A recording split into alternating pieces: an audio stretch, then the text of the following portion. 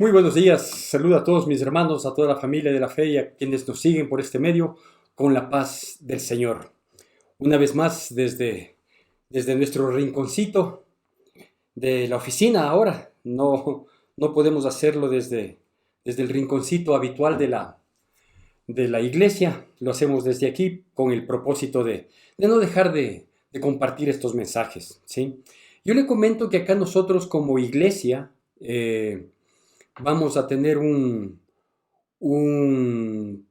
tiempo en parte aprendizaje, enseñanza, en parte un taller de rebuscar un poquito a nuestra vida de familia y nuestra vida de pareja, ¿sí? Vamos a arrancar con unas charlas los días jueves por la noche y porque creo que es pertinente que demos ciertos ajustes a nuestras vidas personales, las circunstancias de vida han cambiado, pero la palabra de Dios sigue vigente y permanente y hay que tratar de vivir ella, de obedecerla, ¿no? Usted recordará la semana anterior, en estas charlas que salen los días jueves, habíamos hablado de la necesidad de obedecerle a papá, ¿sí? De hacer lo que Dios nos dice que tenemos que hacer, de oír la palabra y esa palabra pues quede grabada en nuestro corazón para que sea una constante en nuestra vida, de hacer lo que Dios nos manda a hacer. Y por eso se comparaba, ¿no? De acuerdo a aquella parábola del Señor Jesucristo, de las dos construcciones, de las dos edificaciones sobre distintos terrenos, el uno sobre la roca y el otro sobre la arena. Eso habíamos hablado la vez anterior. Así que pareciéndonos a papá fue la prédica anterior a esa o la charla anterior a esa, obedeciendo a papá fue la siguiente, y esta es comportándonos como hijos, ¿sí? Ya no solo respecto de Dios, ya no solo respecto de nuestra familia, de nuestros familiares del círculo cercano, sino respecto, por un lado, de la familia de la fe, y en otros aspectos, quizás en la totalidad, también en cuanto al comportamiento que debemos tener con el prójimo, con las personas que están en nuestro entorno, con los compañeros de trabajo, con los vecinos, con los demás familiares que no son del círculo familiar cercano, es decir, papá, mamá e hijos, esa es la familia. El resto son familiares, ¿no es cierto? Cuando un hijo se casa, el hijo pasa a ser un familiar, porque él ya tiene su propia familia. Y digo, en todo este entorno social, ¿sí? Sea compañeros de colegio, de universidad, todos ellos son prójimos. ¿Por qué? Porque están próximos a nosotros, son cercanos a nosotros, ¿no? Entonces, también la Biblia nos da enseñanzas de cómo comportarnos como hijos de Dios respecto de este resto de personas que hay. Y usted recordará, quizás que semanas atrás, no recuerdo si fueron 2 o 3 semanas atrás, habíamos tomado como referencia el libro de Romanos capítulo 12 y habíamos topado solo los dos primeros versículos, ¿no? En el que dice así que hermanos os ruego por las misericordias de Dios que presentéis vuestros cuerpos en sacrificio vivo, santo y agradable a Dios, que es vuestro culto racional. Y el otro tema que topamos del siguiente versículo, del versículo 2 de Romanos, fue precisamente, dice, no nos conformemos a este siglo, sino renovemos por medio de la transformación de nuestra mente, etcétera, etcétera, para que conozcamos cuál es la buena voluntad de Dios agradable y perfecta. Hasta ahí topamos en aquella ocasión. Luego de eso se derivó, ¿sí? El obedecer al papá, el parecernos a papá, etcétera, etcétera. Y como le digo hoy, quiero topar este tema que también es sumamente importante. ¿Y por qué es sumamente importante? Y retomamos el libro de Romanos, el mismo capítulo 12, pero versículos más adelante, del 9 al 16 vamos a hablar. Pero antes de leerle y de que salga en su pantalla estos versículos, le hago notar por qué es importante este aspecto de tener un comportamiento adecuado con el resto de personas. Unos serán cristianos, la mayoría no lo son. Hay gente que dice creer en Dios a su modo, a su manera, etcétera, etcétera. Lo importante es que quien quiera sea los que están en nuestro entorno, nos guste o no, nos miran. Y no solo que nos miran, sino que se generan alguna expectativa del comportamiento que nosotros tengamos, ya sea en las decisiones que tomamos o ya sea en las reacciones que tenemos. De ese aspecto, ¿sí? Que coincide con la palabra de Dios que dice que nosotros debemos ser luz en este mundo y sal en este mundo, o sea, actuar con sabiduría. ser las personas que no nos corrompemos, es decir, que no caemos en corrupción de ninguna naturaleza. Esa condición que nos pide Dios que la tengamos, y que para eso es que Él nos da este libro como instrucción, como un libro normativo para el cumplimiento de nuestras vidas. Y obviamente nos da, por sobre todo eso, ya hablaremos de esto que es sumamente importante, nos da su Santo Espíritu, es decir, la presencia misma de Dios en nuestras vidas, que es la que nos ayuda y nos impulsa a cumplir, a conocer, a reconocer, a apreciar, a querer y a ejercer esta buena voluntad de Dios agradable y perfecta, ¿no? Entonces, ¿por qué tomamos este tema? Porque tenemos normas al respecto y porque el cumplimiento de esas normas, del comportamiento, de la actitud frente a la sociedad que nos rodea, debe cumplir este propósito, que es ser luz, es decir, hacer notar que nuestra actitud, nuestra decisión, nuestra reacción, ¿sí?, no es similar a la de la mayoría, no es instintiva, ni siquiera en algunas ocasiones es lógica, sino que es acorde a la voluntad de Dios. Permítame entonces dar lectura de estos pocos preciosos y maravillosos versículos de la palabra de Dios que se encuentran en el libro de Romanos, capítulo 12, y le voy a dar la lectura del versículo 9 al versículo 16. Hay otros versículos más, pero creo que con estos son suficientes y pertinentes para tener claro de cómo tiene que ser el comportamiento de un cristiano.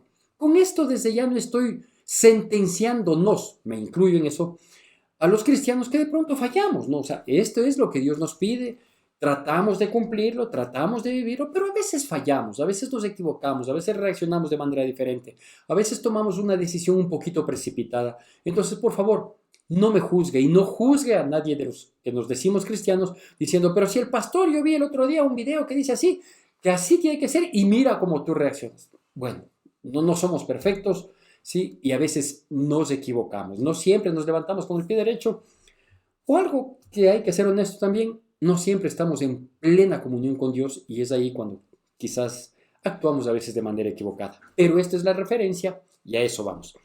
Romanos capítulo 12, versículos del 9 al 16, la palabra de Dios dice así, va a aparecer en su pantalla, siempre le pido que preste la debida atención y el respeto que amerita la palabra de Dios. Y dice así, el amor sea sin fingimiento, aborreced lo malo, seguid lo bueno. Amaos los unos a los otros con amor fraternal, en cuanto a honra, prefiriéndoos los unos a los otros. En lo que requiere diligencia, no perezosos, fervientes en espíritu, sirviendo al Señor. Gozosos en esperanza, sufridos en la tribulación, constantes en la oración, compartiendo para las necesidades de los santos, practicando la hospitalidad. Bendecid a los que persiguen, bendecid y no maldigáis. Gozaos con los que se gozan, llorad con los que lloran. Unánimes entre vosotros, no altivos, sino asociándoos con los humildes, no seáis sabios en vuestra propia opinión. Bueno, aquí encontramos pues estos versículos maravillosos que nos instan a tener una convivencia armónica, pacífica, diferente, que muestre que somos el reflejo de la luz de Cristo en nuestras vidas. ¿Sí? ¿Por qué? Porque versículos atrás, como le había mencionado, el versículo 2 nos dice que no nos conformemos a lo que está de moda, a la actitud que está socialmente aceptada en cada tiempo, ¿no? Y en nuestro tiempo, mire nomás lo terrible, lo perversa que está nuestra sociedad, sino que debemos nosotros tratar de conocer y cumplir la buena voluntad de Dios que es agradable y perfecta. Así lo dice. Y aquí nos expresa esa buena voluntad de Dios agradable y perfecta. Dice, el amor tiene que ser sincero, sin fingimiento. Es decir, no tiene que ser un amor netamente declarado, un amor aparentado, sino un amor que nazca del corazón. Y yo me atrevo a decir, no tengo un respaldo bíblico exacto, taxativo, que pueda, con lo que pueda demostrar esto que le voy a mencionar. Y es el hecho de que yo creo que hay niveles de amor, ¿no es cierto? O sea, el amor es el mismo. El amor, por ejemplo, siempre el amor implicará respeto, pero creo que hay distintos niveles, ¿no es cierto? O categorías, como quisiera llamarlo. Y usted me va a decir, ¿dónde dice eso la Biblia? Por eso le estoy diciendo que no tengo un respaldo bíblico, Pero en cuanto a acontecimientos dichos en la Biblia y a las vivencias prácticas, al día a día de nosotros, sí creo que podemos darnos cuenta de esto. Por ejemplo, si la Biblia me pide que nos amemos los unos a los otros, como acaba de mencionar, no es el mismo amor que yo tengo por mis hijos, por mi esposa, por mis nietos, por mis hermanos, que el amor que tengo con el vecino que levanta el volumen en sus noches de farra y no me deja dormir alguna noche de algún día del mes, ¿no es cierto? Entonces sí tengo un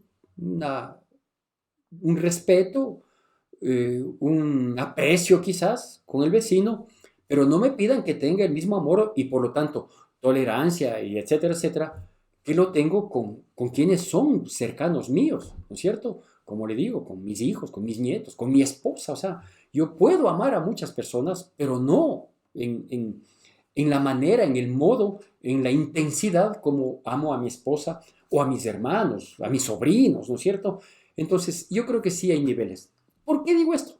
Porque Jesús, por ejemplo, que es el Hijo de Dios, que es perfecto, santo y sin mancha, él amaba a todo el mundo. De hecho, él vino a morir por todo el mundo. Sin embargo, usted ve el trato que los dio a los fariseos, a los escribas, a los hipócritas, estos falsos. Vea cómo se comportó con las personas en el templo que habían cambiado el sagrado templo donde el nombre de Dios tenía que ser invocado con un micromercado, con un comercio malsano ahí, ¿no es cierto? Y aún dentro del mismo círculo de sus discípulos, él amaba y escogió a 12. Sin embargo, su grupo cercano, de oración, de confianza, con quienes vemos que hay mucho más diálogo, fueron 4, ¿no es cierto? Juan y su hermano Jacobo, y Andrés y su hermano Pedro. Entonces, por eso me atrevo a decir que hay niveles. Yo estoy inventándome esto de niveles. ¿Por qué? Por estas realidades y creo que usted considera, ¿no es cierto? No es que yo, ¿cómo le amo a la persona que el otro día me insultó porque yo soy cristiano y le amo al prójimo tanto como a mi abuelita? No es así. Eso es mentira, ¿no es cierto? Entonces, aquí dice que lo importante es que el amor sea sin fingimiento, que no sea solo de apariencia o solo de palabra, sino que ese nivel de amor, como yo lo llamo, con cada uno sea honesto, sea sincero, ¿no? Y el amor, digo, lo primero que implica el amor es que sea respetuoso, ¿sí? Porque donde no hay respeto, es mentira que haya amor. Luego nos dice la palabra de Dios, obviamente, que tenemos que seguir lo bueno y lo malo, evitar, seguir lo bueno, lo malo evitar, porque obviamente el parámetro de lo bueno y de lo malo nos dice la Biblia, ¿no? Entonces, de seguir lo bueno y evitar lo malo no es una posibilidad subjetiva. O sea, yo creo que esto es bueno y por lo tanto lo hago, y yo creo que esto es malo, o yo creo que esto no es tan malo y por eso hago o dejo de hacer, ¿no es cierto? No, sino que lo bueno y lo malo nos muestra la palabra de Dios, como también la palabra de Dios nos advierte que llegarán tiempos como este que lo estamos viviendo, en que muchos a lo malo llamarán bueno, dice en el libro de Isaías, ¿no? Entonces, por eso es que el parámetro de lo bueno y lo malo es la palabra de Dios. También nos dice que nosotros debemos amarnos los unos a los otros con amor fraternal. Ahí sí puedo decir que hay distinta clase de amor. Ya no son niveles, ya no son categorías, como me permito decir para ilustrar, sino que ahí sí son distintos tipos de amor, ¿no es cierto? El filial, el fraternal, el ágape, el eros, son distintos tipos de amor. Entonces, el amor que uno tiene para la pareja, por ejemplo, es ese amor eros, ¿sí?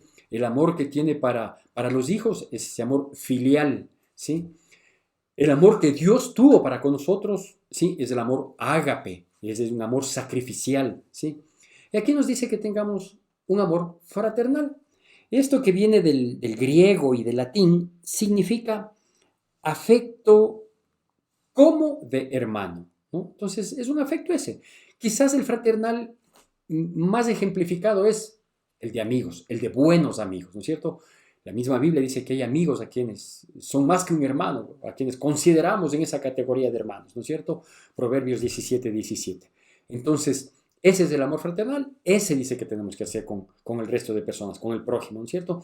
Es decir, un respeto, un aprecio, una consideración a quien obviamente le voy a brindar una ayuda, un apoyo de requerirlo. No es la misma atención y desesperación que puedo tener por atender a mis hijos, a mi esposa y a mis familiares, ¿no? A un padre, a una madre, cómo se ama a estos seres queridos, ¿no? Más aún si han cumplido cabalmente la misión que les encargó al hacer nosotros los hijos. Entonces, el amor fraternal es este, ¿sí? Es como de hermano. Es un amor que va relacionado con, con la experiencia de convivencia juntos, ¿no es cierto? Entonces, yo no puedo, por ejemplo, tener, porque la Biblia no me manda a hacer eso hay que entender bien, a un honorable desconocido que aparece en un momento determinado de mi vida y me pide que le haga un favor que implica desprenderme yo de algo, sea esto material, sea esto tiempo, sea esto atención. Yo tengo que prestarle eso. ¿Por qué? Porque tengo que amar fraternalmente. No, el amor fraternal nace de una relación de amistad, ¿sí? Digo esto porque hay que aclarar, ¿no? O sea, acá en la iglesia había, o en el otro local que estábamos, digamos, había la costumbre de que aparezca un montón de gente al terminar cada una de las reuniones a pedir que les demos plata, a pedir que les demos esto, a pedir que les demos para ropa. No, sí, yo sé, y aquí dice, ya vamos a ir más adelante, acabamos de leer los versículos de estos, en los que sí hay que ser generosos, etcétera, etcétera, pero no con todo el mundo, porque si no, imagínense, o sea, uno trabaja para mantener a honorables desconocidos, ¿no? Entonces, esto es puntual y pertinente sacar a flote. Dice, amaos los unos a los otros con amor fraternal. Esto quiero tomar en cuenta. En cuanto a honra, prefiriéndonos unos a otros. ¿Qué es la honra? La honra es el justo reconocimiento que una persona merece, ¿sí? Es el justo reconocimiento que una persona merece. ¿Por qué? Por su calidad de persona, por su dignidad de persona. Entonces, si hay cosas buenas que yo debo reconocer de una persona, por sus actitudes, su comportamiento, sus frutos, sus resultados, etcétera, etcétera, entonces la honra es darle ese reconocimiento. Pero si una persona, ¿sí?, no tiene ese reconocimiento, esos méritos, ¿no es cierto? ¿Qué tengo que hacer yo? No, entonces el justo reconocimiento es decir, esta persona es así, asado, y acabarle. No, eso es deshonra. Entonces la honra es reconocer lo bueno, los méritos positivos que tiene una persona, reconocerlos y en base a esos méritos, darle el trato que corresponde, ¿no? Hoy en día, esta partecita, esta disposición de ciudadanos, ¿sí?, y más aún de cristianos, está muy venida a menos. ¿Sabe por qué? Porque hoy tenemos un instrumento de difamación, hoy tenemos un instrumento de persecución, hoy tenemos un instrumento de destrucción, de aniquilación de la honra al prójimo, que son las redes sociales. Las redes sociales han permitido y se usan tristemente para extorsionar a las personas, ¿sí?, valiéndose de la difamación, de la injuria, de la calumnia, que basta con que en redes sociales a una persona le pongan tal o cual cosa, que son falsas noticias o fake news, como los llaman, que son falsas noticias, ¿sí?, y le acaban. Y aquí no está diciendo la palabra. Si bien es cierto en esa época que redes sociales ni que nada, pero la palabra de Dios es eterna. Cielo y tierra pasarán y sus palabras no pasarán. Y ahora tenemos que darle esta aplicación. No estamos tergiversando la palabra, simplemente estamos dando una aplicación a la realidad, a la actualidad. De deshonrar a otras personas, de acabar con su dignidad, de falsear una verdad o de exagerar una situación con el propósito de generar conflicto. Obviamente, yo sé, y no sé por qué se dan estas cosas, porque el maligno es el que gobierna este mundo, de que lo que se trata es conseguir más me gusta o más like o más suscriptores o más seguidores, y para yo conseguir esos seguidores tengo que hablar mal, tengo que llamar la atención, tengo que apelar a la mentira, tengo que afectar a otros. No es así. Mire lo que nos dice la palabra de Dios, ¿sí? Que en cuanto a la honra, demos preferencia a los otros para que nosotros también podamos ser honrados, ¿no? Honrar es reconocer los atributos y los merecimientos que tiene una persona. Toda persona también tiene fallas, errores, equivocaciones, pecados, delitos, lo que usted quiera, pues eso no vamos a mencionar porque eso es deshonra. Y aquí nos manda a honrar, no a deshonrar. No es que yo veo y no estoy mintiendo en decir que esta persona es así. Sí, no está mintiendo en decir que esa persona es así asado, porque tristemente su accionar, sus frutos, sus palabras, sus reacciones, sus resultados así lo dicen. Pero nadie nos ha contratado para deshonrar y menos para publicar como se hace hoy, ¿no es cierto? Luego nos menciona, no lo voy a desglosar cada una de estas cosas porque necesitaríamos mucho más tiempo y espacio, pero sí ciertos aspectos que yo creo que son pertinentes destacarlos para que nosotros, quienes nos decimos cristianos, tratemos de reflejar la presencia de Dios en nuestras vidas. Como por ejemplo dice, en lo que se requiera diligencia, pilas, prestos, listos, ¿no? Yo insisto con la educación que se tenía antes, de la cual gracias a Dios yo soy parte en la que nos decían haciendo las cosas rapidito. Yo tengo una frase que posiblemente quienes me siguen habrán escuchado porque la uso mucho en las prédicas, ¿sí? Y es esto de vivo, vivo alzando pelito. Eso significaba ser diligente, ponte pilas, piensa, haz las cosas. Si las vas a hacer, hazlas bien, ¿no es cierto? Entonces, eso es diligencia, es estar prestos, listos y esforzarnos porque la misión que nos encargan, porque el favor que nos piden, porque la responsabilidad que tenemos, la cumplamos a cabalidad y un poquito más, ¿sí? La Biblia nos dice que si alguien nos pide que caminemos una milla, caminemos dos. Es decir, no nos limitemos única y exclusivamente que si me dijeron, si es que golpean la puerta, preguntas quién es. Entonces, eso hice, porque eso me pidieron. No, pregunto quién es, qué desea, quiere dejar algún recado, le puedo ayudar en algo. Eso es diligencia. Que tanta falta es eso a las nuevas generaciones, ¿no? Bueno, dice que debemos ser fervientes en espíritu, esto significa que estemos siempre entusiastas. Un cristiano tiene que ser una persona positiva, un cristiano tiene que ser una persona que, no digo que no tengamos problemas, que no tengamos dificultades, pero tenemos que ser personas positivas, personas alegres, personas que le pongamos mucha fe a las cosas, personas que no nos tumbe una mala situación, que tenemos malas situaciones, muchas malas situaciones, un impasse, una injusticia, un conflicto, nos golpea, nos afecta, hasta nos debilita, pero no nos puede tumbar, no nos puede dejar caídos, ¿no es cierto? Tenemos que saber levantarnos, tenemos que saber apreciar, y como solemos decir, aunque a veces se generaliza mucho y no es correcto esa generalización, pero sí, en parte decir, bueno, si esto ha pasado y yo no lo he provocado, ¿sí? Dios tendrá algún propósito y vamos para adelante. Pasar la página de las cosas malas, sí, mantenernos en la vigencia de las cosas buenas y no amargarnos y no acabar nuestra vida, ni vivir con rencores, ni nada. Fervientes en espíritu, con ganas. Y luego nos va diciendo que debemos ser empáticos, ¿no es cierto? Gozosos en esperanza, dice, llorar con los que lloran y gozarse con los que se gozan. Eso significa empatía, tratar de identificarme, de ponerme en su lugar, de tratar de sentir, si es que es posible, lo mismo, para ayudar, para apoyar. Por eso nos pide también que nosotros seamos generosos.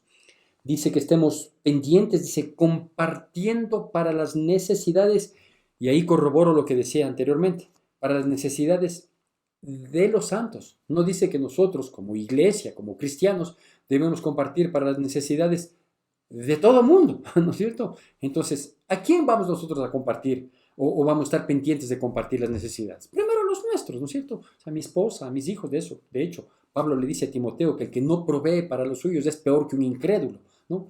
Entonces, obviamente vamos a estar muy pendientes de apoyar a los nuestros, a los que son nuestra responsabilidad y a los que, dejando de ser nuestra responsabilidad, podemos seguir apoyando. Correcto.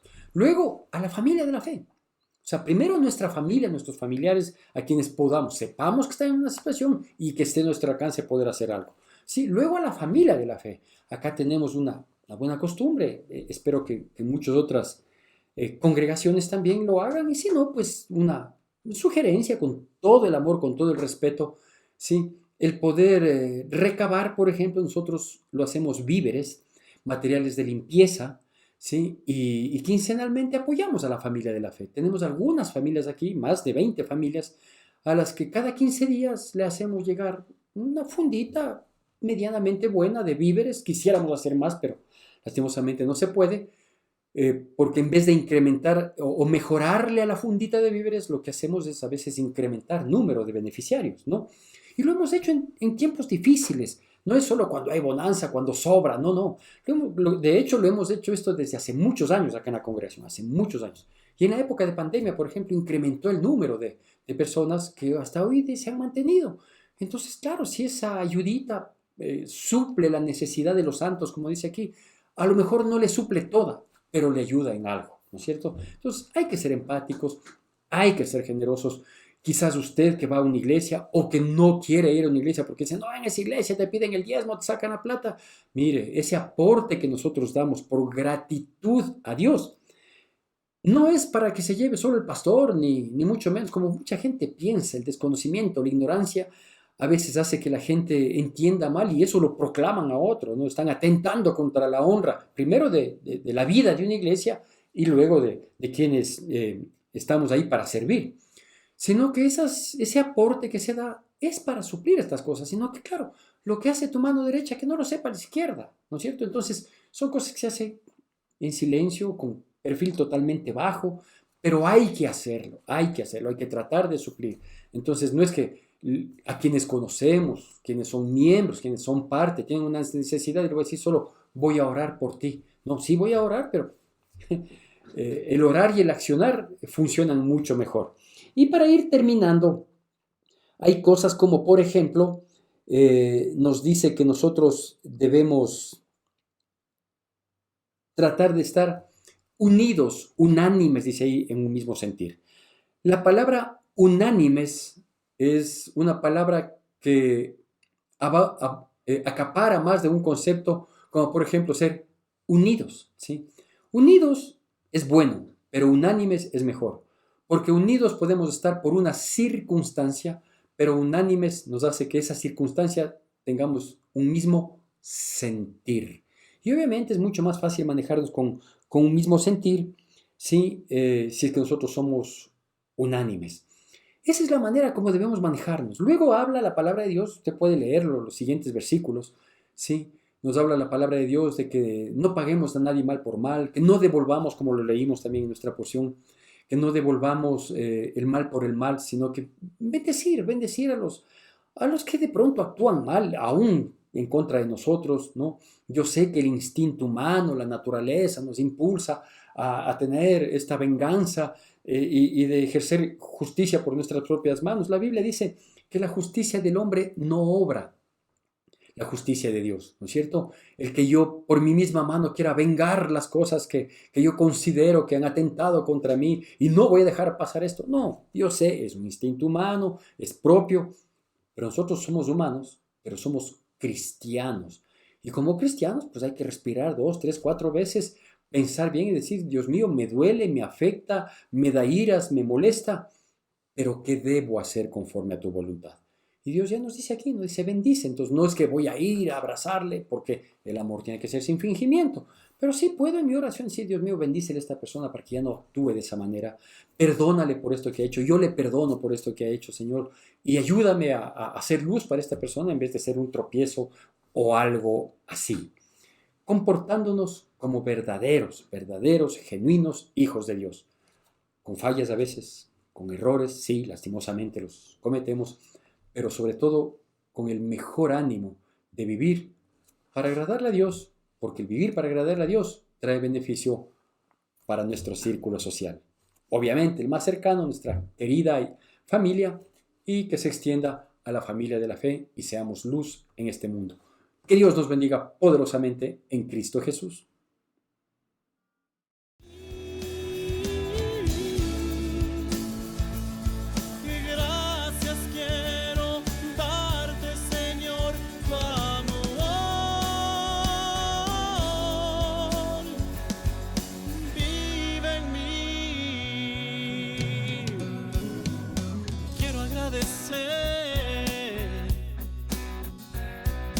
Aquel que mi vida salvó,